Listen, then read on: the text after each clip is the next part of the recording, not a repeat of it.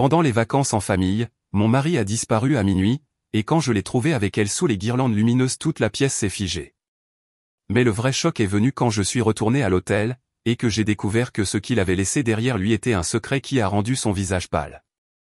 J'aurais dû savoir que quelque chose n'allait pas dès que je me suis réveillé seul. L'horloge affichait minuit 42. Le rouge numérique bon marché tranchait dans l'obscurité de la chambre d'hôtel. Ma fille était blottie à côté de moi, respirant doucement. Mais son côté du lit était vide, les draps froids. Je me suis dit qu'il était peut-être allé chercher de la glace. Peut-être qu'il n'arrivait pas à dormir. Mais mon instinct s'est tordu de cette manière qu'il a toujours lorsque la vérité est sur le point de montrer son visage hideux. Je me suis glissé hors du lit, j'ai enfilé un sweat à capuche et j'ai marché dans les couloirs moquettés de l'hôtel. L'air nocturne de la Floride était épais et lourd quand j'ai poussé les portes vitrées. C'est là que je l'ai vu. Il n'était pas à la machine à glace. Il ne faisait pas les 100 pas dans le hall ni au téléphone dehors. Non, il était de l'autre côté de la rue, au bar Tiki rattaché à l'hôtel plus chic, baigné de guirlandes lumineuses, son rire tranchant la nuit comme une lame. Et il n'était pas seul. Elle était assise là, peut-être la vingtaine, les cheveux brillants, les jambes croisées comme si elle appartenait à tous les hommes de la pièce. Sa main effleura sa cuisse nonchalamment comme si mon existence, l'existence de notre fille, n'était rien de plus qu'un bruit de fond. Il s'est penché si près que je pouvais voir le reflet de son brillant à lèvres dans son verre. Et c'est tout. J'ai traversé la rue en trombe, mes sandales claquant contre le trottoir. Les gens ont tourné la tête.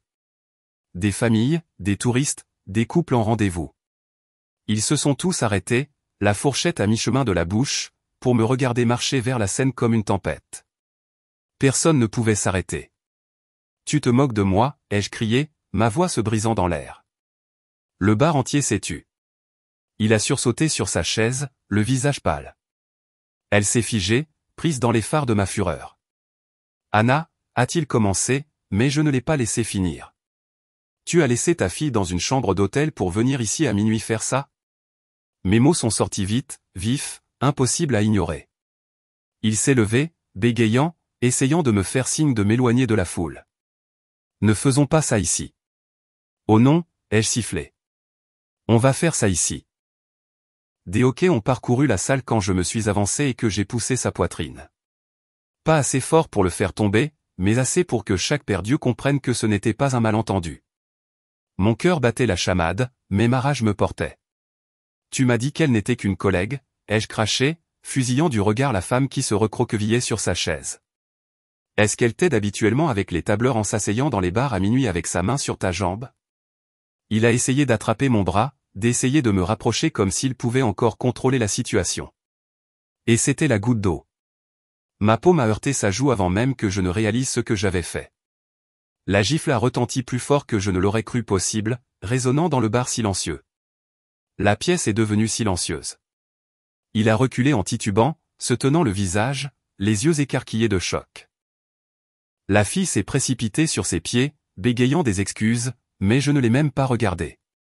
Mon attention était sur lui et les années d'humiliation, de sacrifice et de silence qui se sont déversées en une éruption. « Tu m'as humilié devant ma famille ce soir » ai-je dit, ma voix basse mais tremblante de puissance. « Tu m'as humilié devant notre fille, qu'elle l'ait vue ou non. Mais tu sais quoi? Ça, j'ai fait un geste vers lui, vers elle, vers la foule stupéfaite.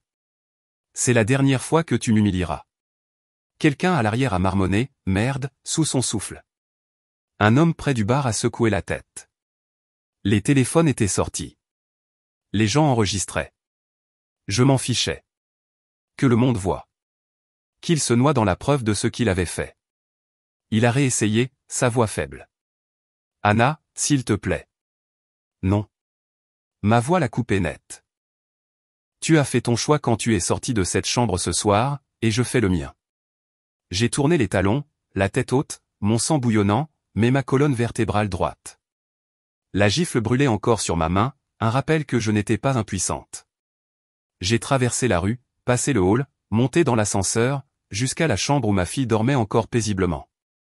Je suis resté là un moment, regardant son petit visage, sa poitrine se soulevant et s'abaissant. Et dans ce silence, avec le goût de la trahison encore cru dans ma bouche, j'ai fait un vœu. Je ne pleurais pas sur le sol de la salle de bain. Je ne supplierai pas. Je ne serai pas une autre femme effacée par l'arrogance de son mari. Non, il allait apprendre exactement qui il avait sous-estimé. La vengeance n'allait pas être bruyante et désordonnée à chaque fois. Elle allait être délibérée, chirurgicale, impitoyable. Le temps que j'en ai fini, il n'aurait pas seulement perdu moi. Il perdrait tout ce qu'il pensait le rendre intouchable. Je suis retourné dans le lit, j'ai passé mon bras autour de ma fille et j'ai chuchoté dans l'obscurité qu'elle seule pouvait entendre, c'est fini. Il ne le sait juste pas encore. Les gens supposent toujours que la trahison arrive du jour au lendemain. Comme si un jour vous étiez heureux et le lendemain vous vous réveilliez en vivant avec un étranger. C'est un mensonge. Ça arrive lentement, comme de l'eau qui s'infiltre à travers les fissures du plafond jusqu'à ce qu'un jour le toit s'effondre. En y repensant, je vois chaque goutte.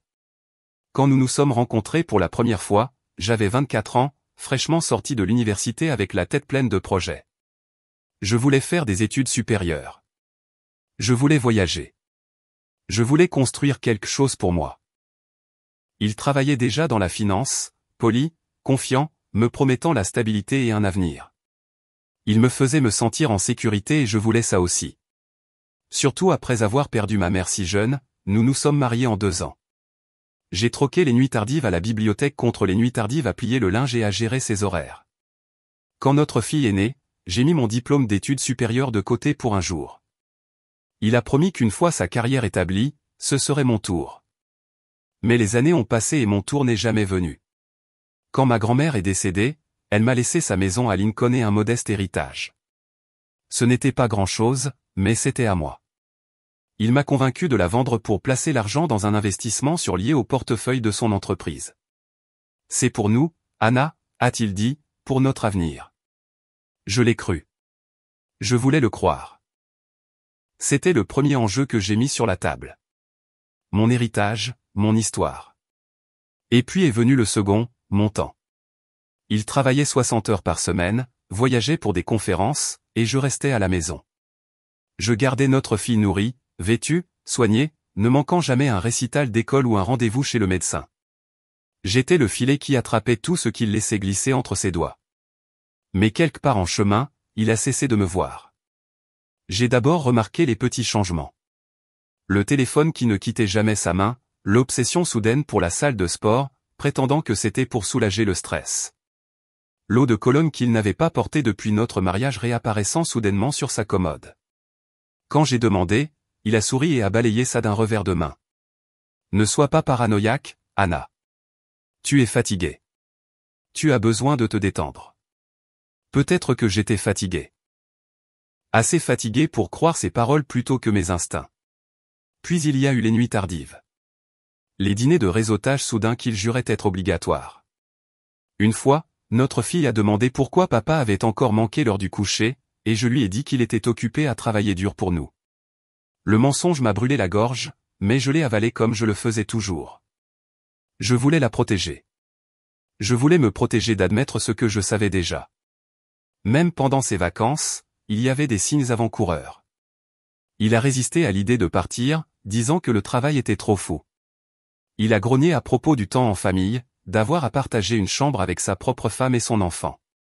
Je pensais que la plage l'adoucirait, que peut-être l'air salin et le soleil nous rappelleraient qui nous étions. Au lieu de cela, cela lui a donné une autre excuse pour s'éclipser. Et puis la fissure s'est ouverte en grand à ce Bartiki. Le lendemain matin, ma sœur m'a prise à part pendant que tout le monde emmenait les enfants au petit déjeuner. Elle m'a regardé avec ses yeux qui en voyaient toujours trop. Anna, a-t-elle dit doucement. Je ne veux pas te faire de mal, mais je l'ai déjà vu avec elle. Mon estomac s'est noué. Que veux-tu dire? À son bureau. Je suis passé pour vous surprendre tous les deux pour le déjeuner le mois dernier. Elle était là. Ils étaient trop proches, trop à l'aise. Je me suis dit que je m'imaginais peut-être des choses. Mais après hier soir, elle s'est interrompue, son visage se durcissant. Ce n'est pas juste dans ta tête. Il te trompe. C'était ça. La confirmation que j'avais fui, mise à nu par la personne en qui j'avais le plus confiance. Je n'ai même pas pu pleurer. J'ai juste hoché la tête, la mâchoire serrée, la poitrine vide. Pendant des années, j'avais porté le poids de notre vie sur mon dos. Et maintenant, je réalisai qu'il en avait donné des morceaux à quelqu'un d'autre dans mon dos. L'héritage, la maison, les années, la fille qu'il adorait. Tout ce que j'avais investi en lui avait été pris pour acquis. Et à ce moment-là, les enjeux se sont cristallisés. Il ne s'agissait pas seulement d'un mariage brisé. Il s'agissait de tout ce qu'il me devait. Tout ce qu'il avait volé avec un sourire et une promesse. Et je savais une chose avec certitude. Il allait payer. Le lendemain matin, j'avais l'impression d'avoir du verre dans la gorge. Chaque sourire au petit déjeuner, chaque tintement d'argenterie, chaque question innocente de ma fille me poignardait. Il agissait comme si rien ne s'était passé, se glissant dans la chaise en face de moi avec une fausse aisance, faisant semblant de ne pas remarquer le silence du côté de la table de ma sœur. Mais en moi, quelque chose avait changé. Pendant des années, j'avais joué le rôle de femme, de mère, de gardienne. J'ai sacrifié, j'ai couvert, j'ai pardonné. La nuit dernière avait réduit cette version de moi en cendres. Ce qui s'est élevé à sa place était plus vif, plus froid, délibéré. Je n'allais pas le supplier de me choisir. Je n'allais pas crier jusqu'à m'enrouer. Il avait déjà fait son choix. Maintenant, j'allais faire le mien. La première étape était la clarté. Après le petit déjeuner, alors qu'il traînait notre fille à la piscine comme si de rien n'était, je me suis glissé dans le hall de l'hôtel et j'ai ouvert mon ordinateur portable. Mes mains tremblaient en me connectant à notre compte bancaire, mais ce que j'ai vu m'a stabilisé. Des dépôts prévisibles, des virements prévisibles, des schémas que je pouvais démanteler. J'ai appelé la banque, ma voix aussi stable que la pierre. J'ai demandé un gel du compte joint, invoquant une activité suspecte. Ils ont obtempéré, promettant une suspension temporaire jusqu'à ce que cela puisse être enquêté. Son prochain passage de carte dans un bar ou une boutique serait refusé, et il ne me verrait pas venir. La deuxième étape était la protection. J'ai composé le numéro de mon avocate à Omaha, une femme que j'avais rencontrée une fois par l'intermédiaire d'un ami lors d'un dîner. Je me souvenais de ses yeux vifs, de la façon dont elle se tenait comme si personne n'avait jamais eu le dessus sur elle. J'ai expliqué les bases, l'infidélité, les comptes joints, les préoccupations concernant la garde. Elle n'a pas sourcillé. Commencez à tout rassembler, m'a-t-elle dit. Reçu, message, preuve de fond. Ne lui dites rien. Ne montrez pas votre jeu. Vous avez plus de pouvoir que vous ne le réalisez. J'ai raccroché, les mots brûlant en moi comme une écriture sainte. Ce soir-là, alors qu'il faisait semblant de regarder des dessins animés avec notre fille, j'ai fouillé dans son sac d'ordinateur portable. J'ai trouvé ce à quoi je m'attendais, des reçus d'hôtel, des frais de voyage qui ne correspondaient pas à son calendrier, un dossier de notes de consultation qui n'était que des dîners et des frais de spa. J'ai pris des photos de tout, les téléchargeant sur un disque caché. Chaque bout de papier est devenu une brique dans le mur que je construisais contre lui. Étape 3, l'évasion. J'ai commencé une liste discrète dans l'application de notes de mon téléphone. Choses à emballer, documents à récupérer, une chronologie menant à la liberté, certificat de naissance, acte de mariage, police d'assurance, dossier scolaire de notre fille. Pendant qu'il pensait que je faisais défiler les réseaux sociaux, je rédigeais une stratégie de sortie. Ce n'était plus la rage qui me guidait. C'était la précision. 3 jours plus tard, la première fissure est apparue. Il est entré en trombe dans la chambre d'hôtel, le visage rouge, jetant son portefeuille sur le lit. Savais-tu que la carte a été refusée? 2 fois. J'ai dû appeler la banque comme un idiot. J'ai levé les yeux en pliant le maillot de bain de notre fille, mon expression plate. C'est étrange. Étrange, sa voix s'est élevée. Tu me dis que tu ne sais rien de tout ça? J'ai haussé les épaules, calme, presque ennuyé. Peut-être que tu devrais vérifier avec ton comptable. C'est toi qui gères les finances, tu te souviens? La suspicion dans ses yeux a vacillé, puis s'est estompée. Il voulait me croire. Avait besoin de me croire. C'était sa faiblesse. Quand il est sorti en trombe, claquant la porte, je me suis permis un sourire. Petit, vif, dangereux. Il pensait pouvoir vivre 2 vies sans conséquences. Il pensait que je m'effondrerais, que je jouerais la femme fidèle jusqu'au bout. Mais pendant qu'il courait après les vers et les femmes, je préparais mon jeu discrètement, méthodiquement, je devenais quelqu'un qu'il n'avait jamais rencontré auparavant, quelqu'un qu'il apprendrait à craindre. Les fissures ont commencé à apparaître plus vite que je ne l'avais prévu. Il n'était pas habitué à être remis en question, encore moins à être pris au dépourvu. Pendant des années, il tenait les rênes de notre argent, de nos projets, de notre vie. Maintenant, pour la première fois, elle lui échappait. Le lendemain matin, après le refus de sa carte, je l'ai regardé faire les 100 pas sur le balcon de l'hôtel, son téléphone pressé contre son oreille. Il s'énervait contre quelqu'un de la banque, sa voix assez vive pour traverser la porte coulissante. J'ai versé du jus d'orange à notre fille et j'ai fait semblant de ne pas entendre. À midi, il avait essayé une autre carte. Même résultat, refusé. J'ai gardé un visage neutre pendant qu'il jurait dans sa barbe. Ma sœur a remarqué, cependant. Elle a levé un sourcil de l'autre côté de la table, demandant silencieusement si c'était mon œuvre. Je n'ai pas hoché la tête, je n'ai pas souri, mais elle a su. La maîtresse n'a pas tardé à ressentir les conséquences non plus. La nouvelle s'était répandue rapidement depuis la scène du bar Tiki. Ma cousine, qui avait enregistré toute la gifle et l'avait postée sur un groupe familial privé, n'était pas aussi discrète qu'elle le pensait. En 24 heures, le clip s'était propagé. Amis d'amis, collègues, même des gens de son bureau. Et à chaque rediffusion, la femme assise à côté de lui était d'une clarté cristalline. J'ai appris par un ami à Omaha que son compte Instagram était passé en mode privé du jour au lendemain. Les commentaires ont afflué, mi-curieux, mi-cruels. Quelqu'un a même tagué ses parents sous la vidéo. Son nom est devenu associé à son scandale, et elle n'était pas préparée à ce genre de projecteur. Elle a cessé de se montrer au bar de la piscine après le 2e jour. Pour la première fois depuis des années, les gens le regardaient différemment. Pas moi, la femme fidèle qui couvrait son désordre, mais lui. Et le regard n'était plus de l'admiration. C'était de la pitié, du dédain, de l'amusement. Il détestait ça. Au dîner avec ma famille, il a essayé de reprendre le contrôle. Il a levé son verre, forcé un sourire, a essayé de porter un toast à la famille et aux secondes chances. Personne n'a trinqué. Mon père s'est raclé la gorge et lui a demandé sans détour pourquoi il pensait que disparaître à minuit était acceptable. Il a trébuché, a marmonné quelque chose sur le stress, sur le travail qui le suivait même en vacances. Mon frère a repoussé sa chaise et a quitté la table de dégoût. Ce silence après qu'il ait parlé, il était plus lourd que n'importe quelle gifle. Le vrai coup est venu quand il a essayé de me coincer dans le couloir plus tard. « Tu as gelé les comptes, n'est-ce pas ?» a-t-il sifflé, le visage tordu de colère. Je l'ai regardé droit dans les yeux. « Je ne sais pas de quoi tu parles. Tu te crois maligne, Anna ? Tu penses que tu peux juste m'embarrasser devant tout le monde et t'en aller.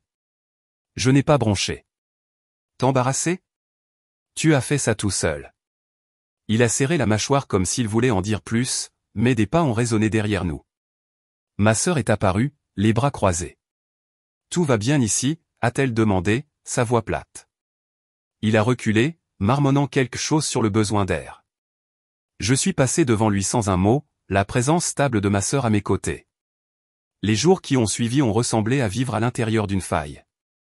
Chaque petit mouvement a secoué quelque chose. Des amis à la maison ont commencé à m'envoyer des textos, des captures d'écran de fils de discussion de ragot. « Est-ce ton mari ? Anna, ça va ?» Ce n'était plus seulement des chuchotements. C'était un cœur. Il a essayé de prendre les devants. Il m'a envoyé de longs paragraphes par texto la nuit, promettant des explications, me suppliant de ne pas prendre de décision hâtive. J'ai lu chaque mot et je n'ai pas répondu. Chaque silence de ma part semblait le plonger plus profondément dans la panique. Un après-midi, il m'a trouvé près de la piscine, s'est assis sur la chaise à côté de la mienne et a baissé la voix. « Tu fais une erreur. Tu ne comprends pas les dégâts que tu causes. » J'ai gardé mes lunettes de soleil, regardant notre fille barboter dans le petit bain. C'est drôle. C'est exactement ce que je pourrais te dire. Son visage est devenu rouge. Il s'est penché plus près. On peut arranger ça si tu arrêtes. Pas d'avocat, pas de drame. Arrête juste. C'est à ce moment-là que j'ai réalisé à quel point j'avais le contrôle. Il n'essayait pas de protéger notre famille. Il essayait de se protéger lui-même. Plus il se débattait, plus je devenais calme. Ce n'était pas seulement lui qui s'effondrait. Sa maîtresse avait apparemment été renvoyée d'un projet au travail. Trop d'attention, trop de questions. Mon avocate m'a dit plus tard que des rumeurs internes avaient également atteint le conseil d'administration de son entreprise. Pas encore officiel, mais le genre de fumée qui laisse présager un incendie. À la fin de la semaine, il avait l'air différent. Les épaules voûtées, les yeux fuyants, le téléphone collé à sa main comme une bouée de sauvetage. L'homme qui se pavanait autrefois dans les pièces comme s'il possédait l'air était soudain petit, acculé. Et puis est venue sa première tentative désespérée de me joindre. Il était tard.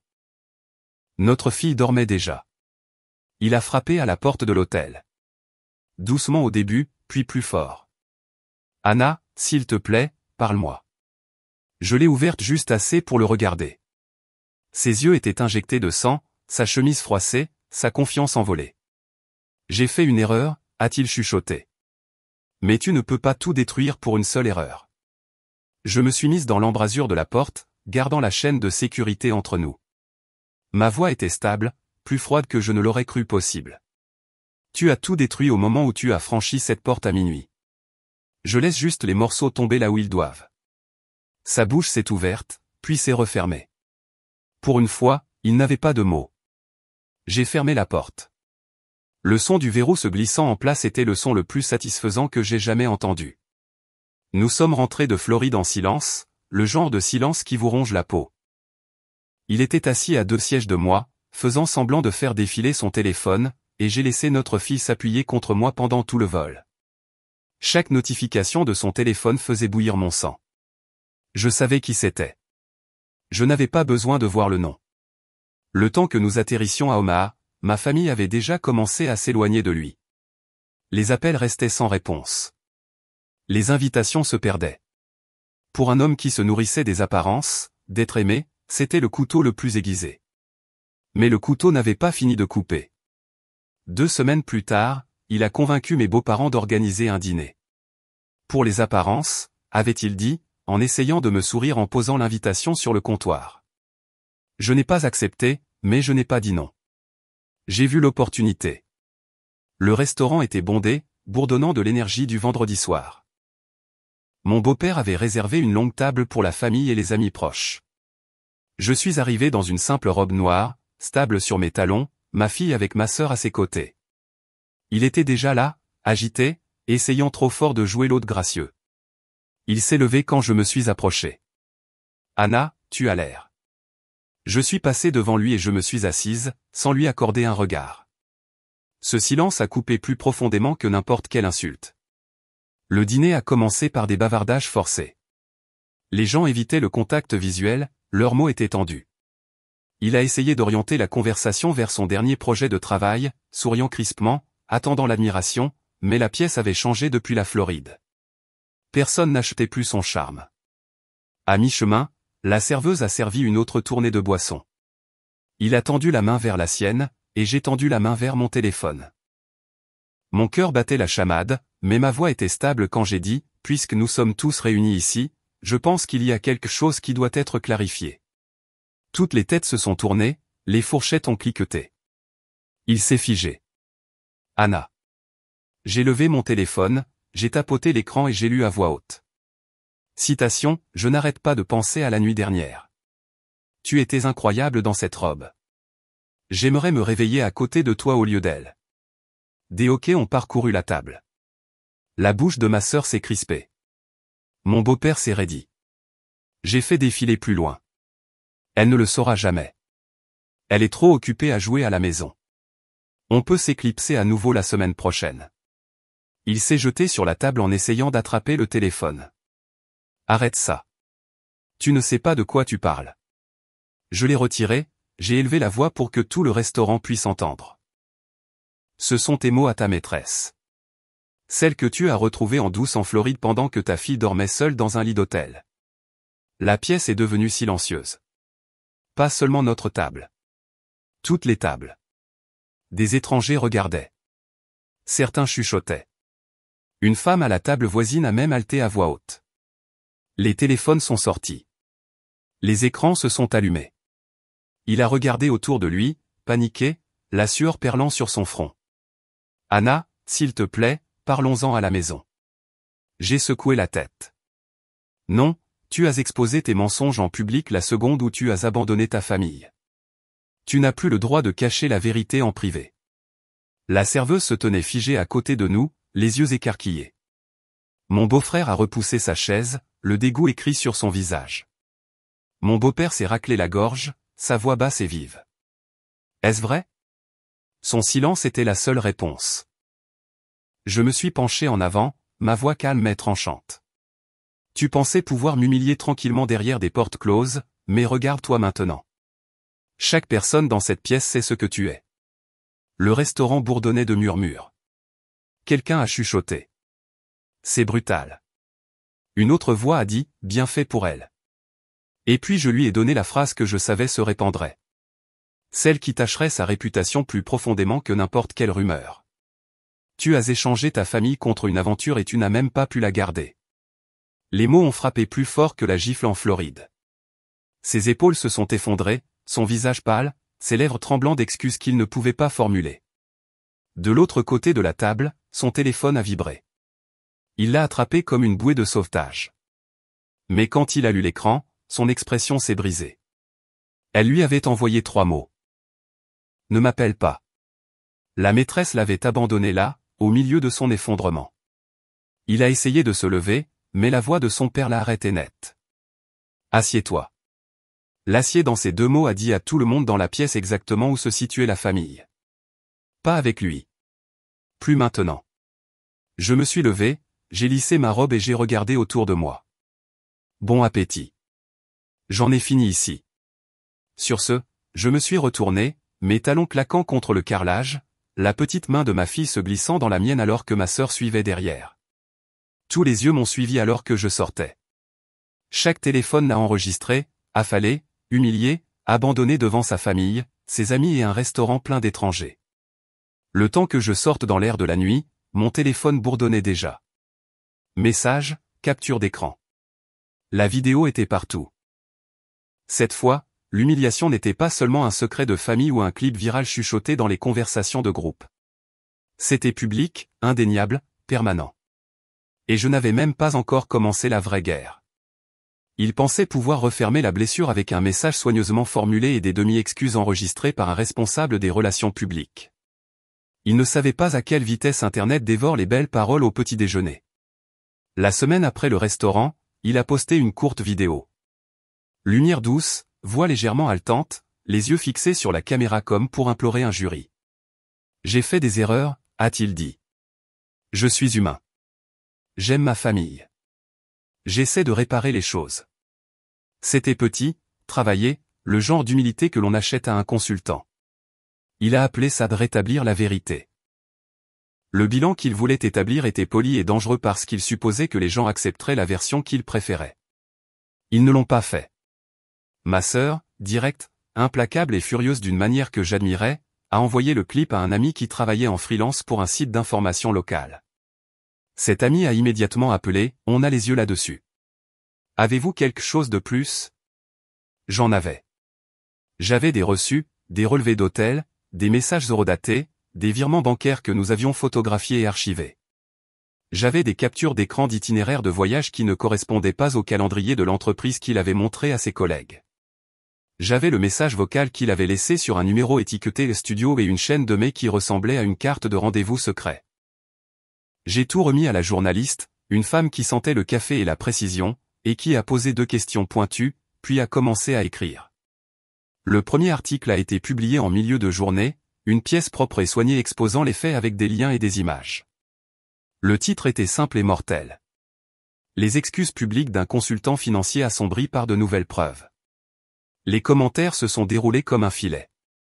Les gens étaient furieux. Les gens étaient incrédules. Les gens ont tagué son cabinet. Un tweet, court, direct, a pris feu. Pourquoi les hommes pensent-ils que des excuses effacent les reçus? Il a été retweeté des milliers de fois. Il a engagé une équipe de relations publiques le lendemain matin. Ils ont essayé de réorienter. Il est plein de remords. Parlons de santé mentale. Montrons-le à la maison avec sa fille, ont-ils exhorté. Ils ont organisé une interview amicale dans une émission matinale locale, un canapé moelleux, une animatrice sympathique qui s'est penchée comme pour le secourir. L'interview était censée être la réinitialisation. Au lieu de cela, ce fut le détonateur. Je n'avais pas prévu d'être là, mais ma cousine, qui avait toujours une dent contre lui et une tolérance zéro pour la contrition de façade, m'a envoyé un texto, il est en direct à 9h. Tu viens? J'y suis allé parce que je voulais voir le moment où il essaierait de se reconstruire à la caméra et échouerait sous le poids de la vérité. Sur le plateau, il était assis dans ce fauteuil moelleux, les joues creusées par le manque de sommeil, les mains jointes comme un homme attendant la miséricorde. L'animatrice a posé les questions répétées. Il a donné les réponses répétées. Puis l'animatrice, de la manière décontractée des présentateurs, a affiché une photo sur le moniteur du studio. Un relevé d'hôtel à son nom, daté d'une semaine avant le voyage en famille. Les frais de chambre annotés d'une note de restaurant à 2h du matin. On pouvait voir la couleur quitter son visage. L'animatrice n'a pas eu besoin d'être cruelle. Elle était juste précise. Nous avons reçu des documents de plusieurs sources qui contredisent votre chronologie, a-t-elle dit. Pouvez-vous nous expliquer? Cela ressemblait à une guillotine polie. Il a bafouillé, puis a essayé de tourner les choses à son avantage. Ce sont des malentendus. Je rencontrais un client. C'est pour les affaires. Le moniteur a clignoté avec plus de messages, appelant le client par un surnom, des entrées de calendrier étiquetées avec les initiales d'une femme, et un virement bancaire décrit simplement comme dîner avec M. Le studio est passé à un écran partagé qui a rediffusé le clip du bar Tiki de Floride. La gifle que je lui ai donnée était là, brute et indéniable. L'équipe des réseaux sociaux de l'émission matinale a coupé les pires moments et en moins d'une heure, le segment avait explosé sur toutes les plateformes. Des hashtags se sont formés comme des tempêtes. Hashtag Anna avait raison a fait tendance localement, puis à l'échelle de l'État. Hashtag responsabilité Omaha a pris de l'ampleur. Les gens qui avaient autrefois hoché la tête à sa marque ont posté des captures d'écran du serment de valeur de son entreprise avec des commentaires comme « Vos valeurs couvrent-elles cela ?» Les clients ont commencé à envoyer des emails aux équipes de relations publiques pour demander des déclarations. Un de ses plus gros clients a discrètement suspendu les projets à venir. Un autre a demandé un examen interne. Le cabinet de conseil qui avait été son armure a commencé à ressembler à un château de cartes. Il a essayé de se défendre avec des accusations, prétendant au chantage, disant que j'avais orchestré une campagne de diffamation. Son équipe de relations publiques a nourri les journalistes d'une vague de déclarations inquiètes sur la vie privée et le harcèlement. Mais chaque accusation qu'il lançait ne faisait qu'inviter à plus de recherches. Les journalistes disaient, si c'est vrai, produisez le message. Et quand ils ne le pouvaient pas, le silence ressemblait à un aveu. Des documents divulgués ont continué à faire surface, non pas à cause de moi directement, mais parce que les gens autour de lui se sont effondrés sous l'exposition. Un assistant mécontent a envoyé anonymement d'anciens bulletins de paie montrant des remboursements de dépenses pour des dîners en dehors de la politique client du cabinet. Un barman d'un club affilié a posté une photo d'un reçu de carte de crédit avec son nom et une signature qui correspondait à celle du relevé de l'hôtel. Un ex-collègue a téléchargé un fil de discussion privée où il plaisantait sur le fait de maintenir 2 vies bien rangées. Chaque nouvelle fuite était une entaille nette dans la façade qui lui restait. L'équipe de relations publiques s'est tournée vers les menaces légales, les mises en demeure, les demandes de retrait, mais Internet n'avait pas d'interrupteur. Les captures d'écran se sont multipliées. Quelqu'un a enregistré la rediffusion de l'émission matinale sur un téléphone et l'a téléchargée sur une douzaine de comptes. Des influenceurs locaux ont discuté de son cas en direct. Une université où il avait donné des conférences a retiré sa prochaine intervention après que des étudiants aient organisé une pétition. Une chronique économique a publié un éditorial sur l'éthique dans les professions en contact avec la clientèle avec son cas comme exemple principal. Le temps que son cabinet annonce un examen interne, cela semblait de façade. Les membres du conseil d'administration ont publié des déclarations stériles sur la conduite et les valeurs, mais les clients avaient déjà commencé à prendre leur distance. L'homme qui entrait autrefois dans les pièces avec l'assurance de la certitude était devenu un conte moral qui faisait tendance à l'heure du déjeuner. Je me souviens l'avoir vu lors d'un appel vidéo avec son manager, le visage éclairé par un ordinateur portable, les épaules affaissées, la voix petite. Il a essayé une dernière fois d'expliquer, de négocier. Le visage du manager était illisible, puis résigné. « Nous vous contacterons », a dit le manager. C'était le licenciement le plus aimable que j'ai jamais entendu. Quand la poussière est retombée cette semaine-là, la vérité avait fait ce que je voulais qu'elle fasse. Elle lui avait enlevé son filet de sécurité. Il était exposé publiquement, professionnellement, en permanence. La vidéo d'excuses gisait comme un pansement sur une entaille. Les reçus, les messages et les témoins l'avaient arraché. Il était fini sur la scène publique. Le reste, le démêlement juridique, le démantèlement silencieux de sa vie seraient chirurgicaux. Mais la guerre des réputations, la guerre des relations publiques, avait un vainqueur clair. La vérité. Quand les gros titres se sont calmés et que les hashtags se sont perdus dans les archives, j'ai déplacé mon attention de la honte publique à la justice privée. Internet l'avait dépouillé de sa réputation. C'était maintenant à mon tour de le dépouiller de tout le reste. Les papiers du divorce ont été rédigés en une semaine. Mon avocate a agi vite, avec précision, sans pitié. La loi du Nebraska était claire. L'infidélité comptait lorsqu'elle était combinée à une faute financière. Et nous avions les deux. Chaque reçu, chaque note d'hôtel de fin de soirée, chaque virement bancaire étiqueté et divers s'est empilé en une montagne de preuves. La requête mentionnait l'adultère et la tromperie financière. Garde exclusive avec droit de visite uniquement si jugé approprié. Actif gelé jusqu'à la division. La propriété, la maison conjugale, sous mon contrôle jusqu'à ce que le tribunal statue. Il a reçu la notification un mardi matin, remise en main propre à son bureau devant ses collègues. À midi, il m'envoyait des textos frénétiques. On peut arranger ça. Ne nous ruine pas comme ça. Pense à notre fille. J'ai pensé à elle à chaque étape. C'est exactement pour ça que je n'arrêterai pas. Les retombées sont arrivées rapidement. Son père, habituellement l'image du contrôle froid, m'a convoqué à une réunion. Je me suis préparé à des leçons de morale ou à des exigences, mais au lieu de cela, je l'ai trouvé assis, raide, dans son bureau, les yeux lourds de déception. « Anna, a-t-il dit, la voix graveleuse, j'ai élevé un fils qui a déshonoré cette famille. Je ne le défendrai pas. Quoi que vous ayez besoin pour le divorce, quel que soit le soutien, considérez que c'est fait. » Pendant un instant, je n'ai pas pu parler. C'était l'homme qui m'avait autrefois soupiré lors des dîners de Thanksgiving, qui m'avait rappelé à chaque occasion que son fils était le pourvoyeur. Maintenant, il me passait les rênes. Sa honte était plus profonde que la mienne. Quand il a finalement rencontré son père, les cris ont fait trembler les murs. Je n'étais pas dans la pièce, mais ma sœur en a assez entendu pour répéter « Tu es coupé des vivres ». Plus de renflouement. Plus de présentations. Plus de noms de famille pour te cacher. La douleur financière s'est installée immédiatement. Ses comptes étaient gelés. Ses cartes de crédit signalées. Il vivait à un rythme de dépenses constantes. Certain que je ferais toujours les comptes derrière lui. Maintenant, les livres étaient entre mes mains et la dette se déversait comme des eaux usées. La maison, notre maison, était légalement sous occupation temporaire. La mienne. Il a essayé de revenir, martelant la porte un soir, insistant sur le fait qu'il avait le droit d'entrer. Je me suis tenu dans l'embrasure de la porte avec l'ordonnance du tribunal à la main. Plus maintenant, ai-je dit, ma voix assez froide pour geler l'air de la nuit. Il a reculé, les yeux vides.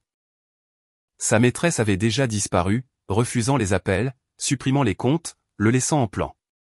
Sans elle, il n'avait pas d'audience pour ses excuses.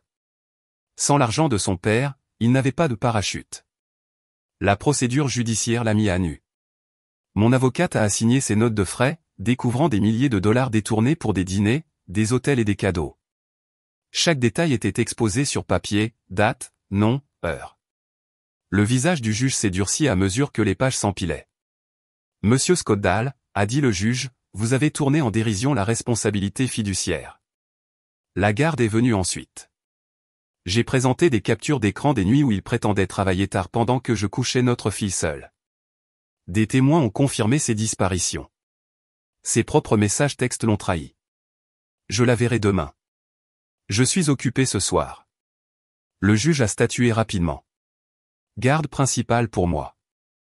Droit de visite supervisé jusqu'à nouvel ordre. Le regard sur son visage quand le marteau est tombé. Ce n'était plus de la colère. C'était quelque chose de pire. La défaite. La division financière a sculpté le reste. Les investissements liés à l'héritage de ma grand-mère ont été retracés, réclamés. Les comptes qu'il pensait cachés, saisis. Ses contrats de consultation se dissolvant un par un. Les clients invoquant un risque de réputation. À la fin, le bilan le laissait avec des miettes. Des dettes supérieures aux actifs. Une réputation réduite à des chuchotements. Même son frère, autrefois son plus proche allié, s'est détourné. Je ne peux pas risquer la stabilité de ma famille pour toi, lui a-t-il dit. Tu as brûlé tous les ponts. Le cercle familial s'est resserré autour de moi. Pas de lui. Anniversaire, dîner, vacances. Il était la chaise vide que personne ne mentionnait. Ma fille a remarqué, a demandé une fois pourquoi papa n'était pas invité. Je lui ai dit doucement, papa a fait des choix qui ont blessé des gens. Parfois, les choix ont des conséquences. Elle a hoché la tête, plus sage que ses 7 ans, et est retournée à son coloriage. Le coup de grâce est venu du cabinet lui-même. Après des semaines d'examen, ils ont convoqué une réunion du conseil d'administration. Ils s'attendaient à une discipline, peut-être une suspension. Au lieu de cela, ils lui ont signifié son licenciement. Officiellement, violation de l'éthique, atteinte à la réputation. Officieusement, il était toxique. Son badge a été désactivé le même jour. Je l'ai vu devant le palais de justice une semaine plus tard. Il avait l'air plus mince, les cheveux en désordre, le costume froissé. L'homme qui se pavanait autrefois dans les aéroports en veste sur mesure se tenait maintenant avec une boîte en carton de ses affaires de bureau. « Tu es heureuse maintenant » a-t-il craché, la voix se brisant. J'ai rencontré ses yeux, sans broncher. Pas encore, mais je le serai. Il s'est éloigné sans répondre, les épaules voûtées, avalé par une ville qui ne le respectait plus. Dans les semaines qui ont suivi, j'ai reconstruit pièce par pièce. J'ai ouvert un compte séparé uniquement à mon nom, j'ai obtenu le titre de propriété de la maison, j'ai déposé les papiers de garde de manière hermétique. Mon avocate a qualifié cela de l'un des démantèlements les plus propres qu'elle ait jamais supervisés. J'ai appelé ça de la survie. Les chuchotements autour d'Oma se sont calmés. Les gens ont cessé de parler de moi avec pitié et ont commencé à parler de lui avec dégoût. L'histoire n'était pas celle de la femme trompée. C'était celle de la femme qui l'a fait tomber. Le temps que le divorce soit finalisé, il vivait dans un appartement loué en périphérie, dépouillé de son leasing de voiture, ses costumes vendus pour payer le loyer, son crédit en lambeaux. Il était passé des cocktails en gratte-ciel aux nouilles au micro-ondes dans un 2 pièces. Et moi, j'avais la maison, ma fille, la stabilité financière et le soutien d'une famille qui avait resserré les rangs autour de moi comme un bouclier. Les retombées n'étaient pas seulement juridiques, financières ou familiales. C'était total. Il n'était plus l'homme qui contrôlait ma vie. Il n'était plus qu'un autre conte moral sur l'arrogance s'effondrant sous son propre poids. Et je n'avais pas fini. Les papiers du divorce étaient signés, la garde réglée, les biens divisés. Sur le papier, c'était fini. Mais je savais qu'il restait une dernière scène, une dernière conversation que ni l'un ni l'autre ne pouvions éviter. Il l'a demandé par l'intermédiaire de son avocat. Une rencontre personnelle, a-t-il appelé ça. Mon instinct était de refuser, mais quelque chose en moi voulait entendre sa dernière supplique. Non pas par curiosité, mais pour clore le chapitre. J'avais besoin de me tenir devant lui, les yeux dans les yeux, et de lui faire comprendre. Il n'y avait pas de retour en arrière possible. Nous nous sommes rencontrés dans le hall du palais de justice où tout s'était effondré pour lui. Un terrain neutre, assez public pour qu'il ne puisse pas transformer le moment en drame. Il attendait quand je suis arrivé, affalé dans un costume qui ne lui allait plus, la cravate de travers, les cheveux en désordre. L'arrogance qui lui collait autrefois à la peau comme une eau de Cologne avait disparu. Tout ce qui restait était l'épuisement. « Anna » a-t-il dit en se levant rapidement. Sa voix était plus douce que dans mon souvenir, dépouillée de la confiance qui commandait autrefois les pièces. « Merci d'être venu. » Je me suis assise en face de lui, posant soigneusement mon sac sur la chaise à côté de moi.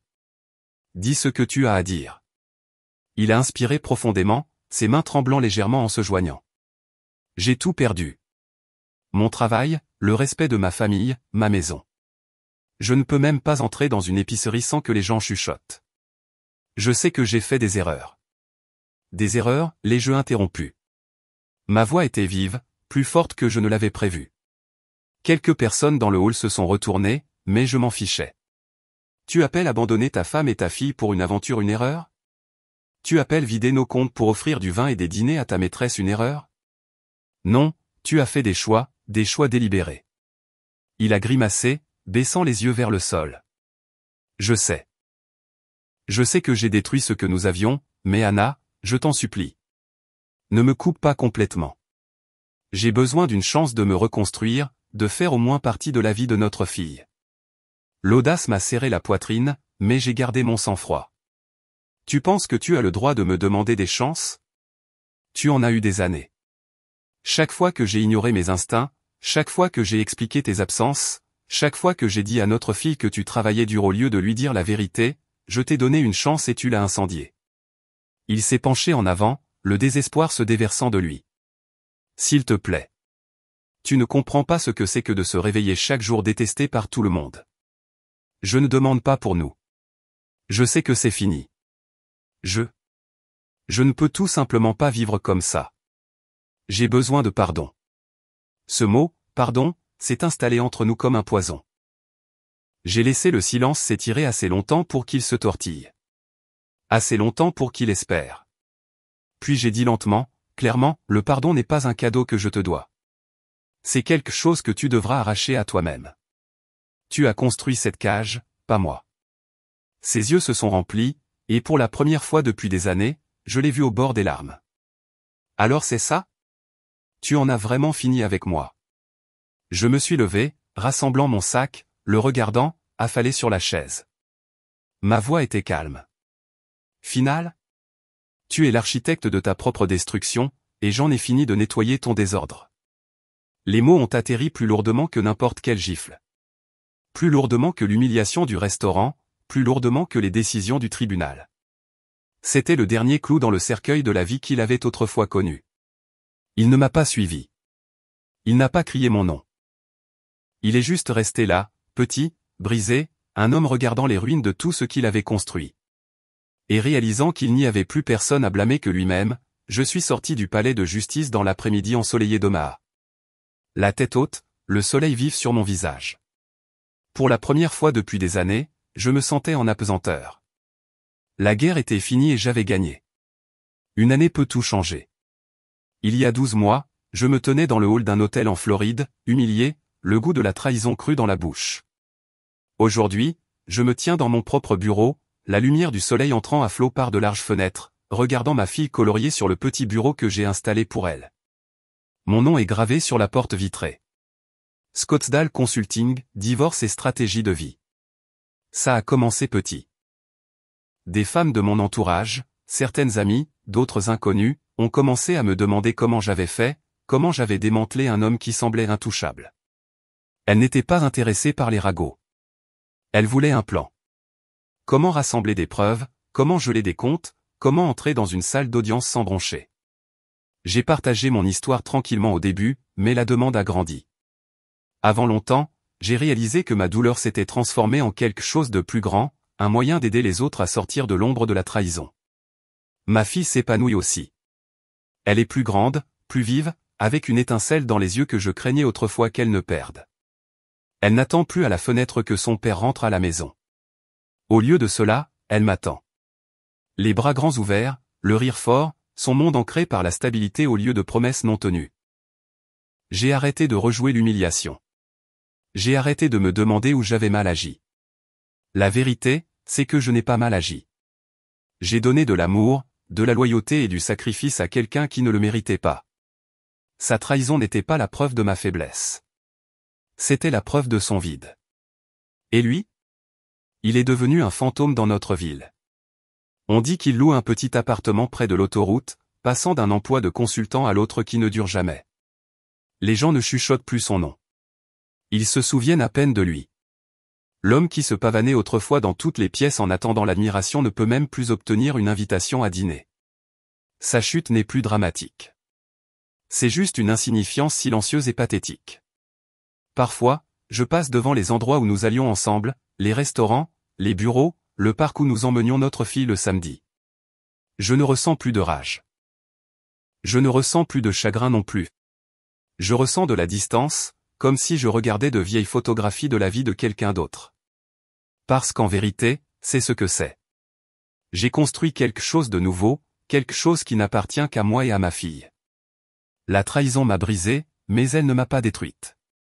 Elle m'a forcé à arrêter d'attendre, d'excuser, de me faire petite pour entrer dans l'ombre de quelqu'un d'autre. J'ai appris que la vengeance ne consiste pas seulement à démolir l'autre personne. Il s'agit de se reconstruire plus fort, plus libre, intouchable. Je croyais autrefois qu'être une épouse était le summum de la stabilité. Maintenant, je connais la vérité. Être entière par moi-même est la plus grande stabilité qui soit. Quand les gens me demandent si je le reprendrai un jour, je ris. Non pas parce que c'est drôle, mais parce que l'idée est absurde. Il n'y a pas de retour en arrière. Il n'y a que l'avant.